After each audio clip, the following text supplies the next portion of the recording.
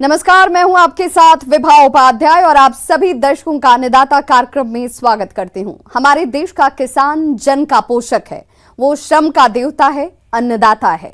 उसमें ही भारत की आत्मा निवास करती है और ऐसे ही किसानों की प्रगति के लिए हम खेती बाड़ी से जुड़ी हुई बहुत सी नई लाभकारी जानकारियां हर रोज सुबह लेकर आते हैं। तो चलिए कार्यक्रम शुरू करने से पहले देखते हैं क्या है आज के अन्नदाता में। आज भारत में खरगोश पालन के प्रति किसानों का रुझान तेजी से बढ़ रहा है। भारी मुनाफे को देखते हुए इस बिजनेस को पढ़े लिखे नौजवान किसान भी बेझिझक कर रहे हैं। खासकर छोटे और मंझोले किसान इस बिजनेस को करके अच्छा मुनाफा कमा सकते हैं। इस बारे में विस्तार से जानते हैं विषय विशेषज्ञ डॉक्टर रविंद्र मोहन मिश्रा से। किसान भाइयों नमस्कार। पशुपालन में खरगोश पालन एक नया तो नहीं कहेंगे, एक पुराना विषय है, लेकिन यह एक ऐसा विषय है जब किसान इसको अपनाते हैं तो काफ़ी लाभ प्राप्त कर सकते हैं। हम अपने घर में, हम अपने घर के पिछवाड़े में या हम अपने बड़े फार्म में भी इसका पालन कर सकते हैं। खरगोश चूँकि बहुत ही प्यारा पशु है और इसको मुख्यतः मांस के लिए एवं इसको ऊन के लिए, रेशे के लिए और चमड़े के लिए पाला जाता है। अब प्रजातियों की अगर बात करें तो प्रजातियां ऐसी आप रखेंगे जो आपको बाजार में मूल्य दें और उसको बेचने में आसानी हो। आमतौर पर खरगोश की दो प्रकार की नस्लें होती हैं। पहली मांस उत्पादन के लिए, दूसरी ऊन उत्पादन के लिए। मांस वाली प्रमुख नस्लों में है जैसे New Zealand white, Soviet chinchilla, black giant, grey giant इत्यादि प्रमुख हैं। खरगोश पालन के लिए स्थान का चुनाव जलवायु, खरगोशों की संख्या और उपलब्ध सुविधा आदि के अनुसार करना चाहिए।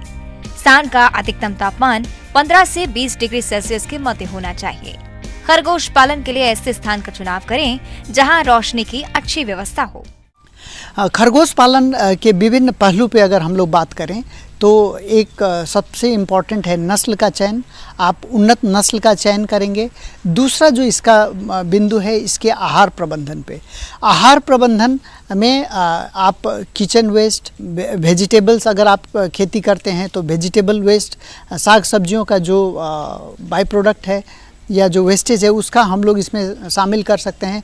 फ्रूट्स, फल शामिल कर सकते हैं। अनाज भी देना आवश्यक होता है तो कंसंट्रेट यानी दाना मिश्रण भी हम लोग इसको इसके आहार में 30 से 40% तक रखें तो उसका प्रदर्शन, उसका ग्रोथ अच्छा प्राप्त होगा।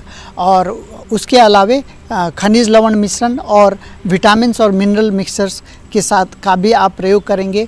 हल्की नमक भी उसमें डालेंगे तो 2% मिनरल मिक्सर, 1% नमक, कार्बोहाइड्रेट यानी ऊर्जा के स्रोत करीब 70% एवं प्रोटीन के स्रोत 20 से 25% अगर आप लेके चलते हैं तो आप अच्छा दाना मिश्रण तैयार करके इसका पालन कर सकते हैं।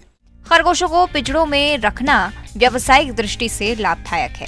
पिंजड़ों के माध्यम से खरगोशों को शेड बनाकर घर के पिछवाड़े या आंगन में आसानी से रखा जा सकता है। पिंजड़ों को जमीन से लगभग 1 मीटर की ऊंचाई पर रखा जाना चाहिए ताकि उनके नीचे से मलमूत्र की सफाई ठीक प्रकार से हो सके। अधिक संख्या में पिंजड़े होने पर उन्हें एक के ऊपर एक करके बांस या बल्लियों के सहारे रखा जा सकता है।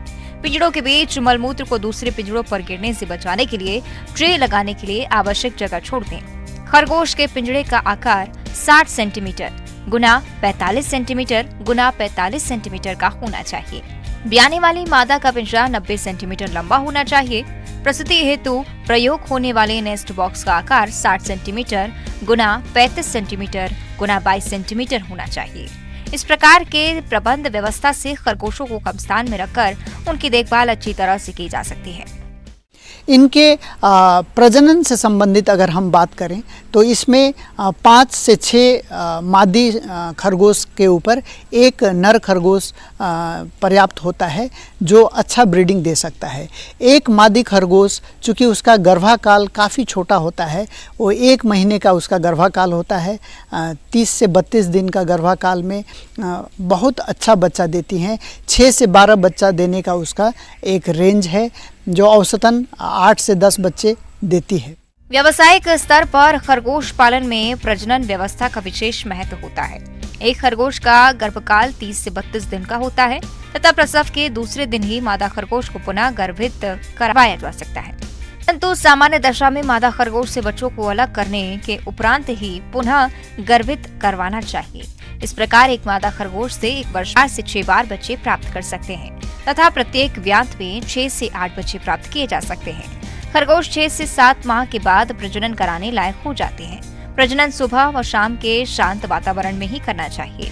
मेटिंग के लगभग 14 से 16 दिन पश्चात मादा खरगोश का भ्रूण परीक्षण कर लेना चाहिए।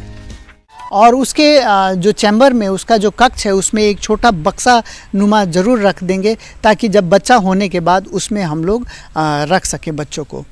बच्चे में ग्रोथ बहुत तेज़ी से होता है और बच्चे जैसे ही 20-25 दिन के होते हैं तो वो मुलायम घास खाना प्रारंभ कर देते हैं। तो उनको मुलायम घास, साग सब्जी, फल एवं हम लोग दाना मिश्रण के साथ उनका पालन करेंगे। साफ सुथरा आवास हो, उसका रखरखाव सही हो, नियमित रूप से सफाई हो तो आप बहुत सारी रोग बीमारियों से बचा सकते हैं। 6 से 8 सप्ताह की उम्र में ये करीबन 1.5 किलो के शरीर भार में आ जाते हैं और 5 से 6 महीने में ये लोग मार्केट वेट पे आ सकते हैं, मैच्योरिटी में आ सकते हैं। एक खरगोश जो परिपक्व है, जिसका वजन 3 से 4 किलो हो चुका है, उसको हम लोग मार्केट में 500-600 रुपया तक में भी बेच सकते हैं। तो आप सोच सकते हैं कि एक अच्छी आमदनी का स्रोत खरगोश साबित हो सकता है। तो किसान भाइयों, अपने इस नए व्यवसाय को आप अपना के स्वरोजगार की तरफ आप अग्रसर हो सकते हैं।